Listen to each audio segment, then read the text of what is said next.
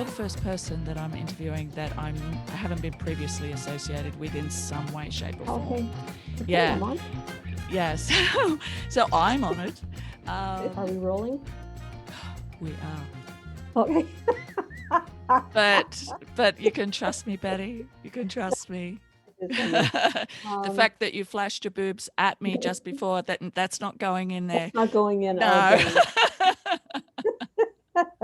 So, what was your previous relationship with your sexuality prior to this awakening?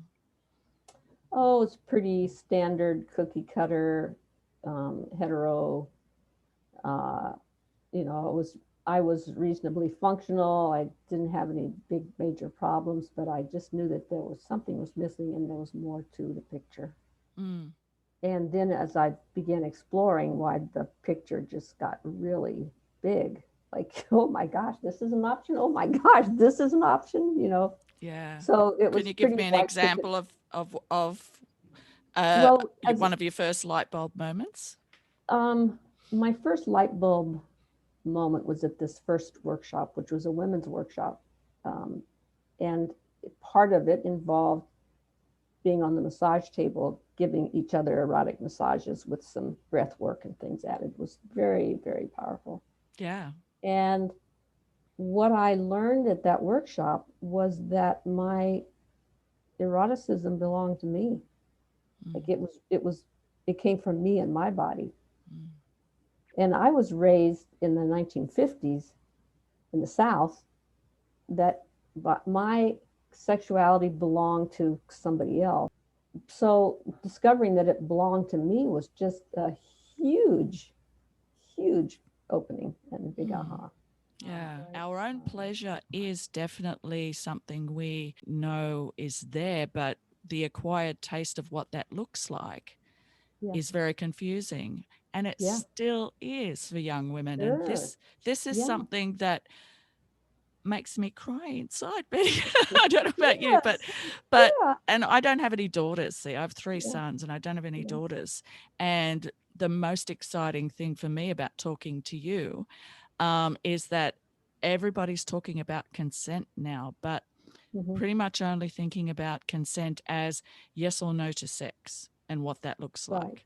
Yeah, And your yeah, consent model is a conversation that you're having with your own psyche, your own emotions, hmm, your own body in the context of who you are, how you feel, and how you want to have a conversation with yeah, someone else about what that looks like.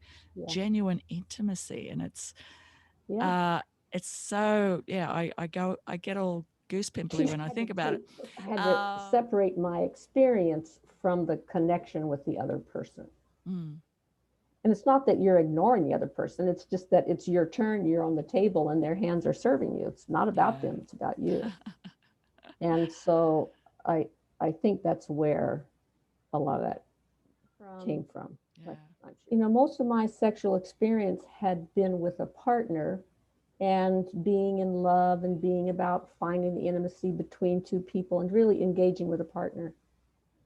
And what allowed me to discover that it was about me was these experiences in which my cohorts and I, one of us would be on the massage table and the other ones would be serving us on the table.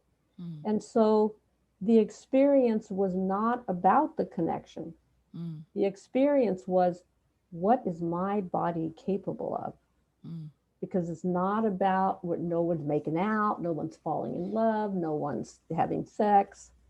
It's just like, here, my hands are assisting you on the table to have your experience, but the experience is yours.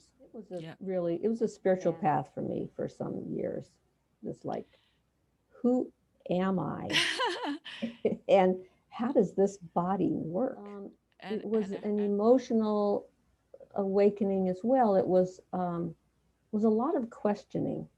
mm, Like we used to joke and ask each other, like, "Is this sex?" Like, I don't know, like we're doing these things with these body parts, but it's not about coupling. yeah.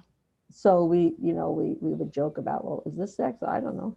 Well, that's Yeah. human to human. Was it always like you avoided trouble, or was it? Have you had moments where you've felt heartsick or any sort of emotion about someone that you were becoming attached to, but you, for whatever reason it was, you weren't able to or shouldn't go there?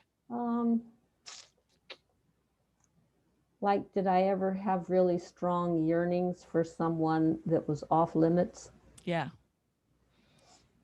I can't say I was ever consumed by it, yeah.